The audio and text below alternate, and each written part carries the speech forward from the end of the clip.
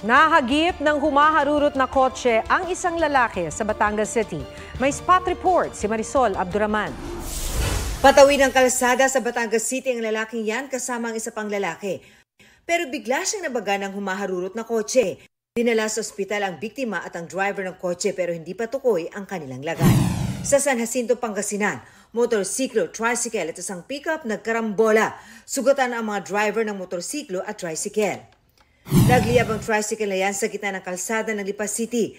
Nagka-gas leak umano ang tricycle. Isang crew sa kalapit na fast food chain ang tumulong na mapula ang apoy. Ligtas naman ang driver at dalawang pasahero nito na agad nakababa. Marisol Abduraman, nagbabalita para sa GMA Integrated News. Mga kapuso, alamin ang State of the Nation.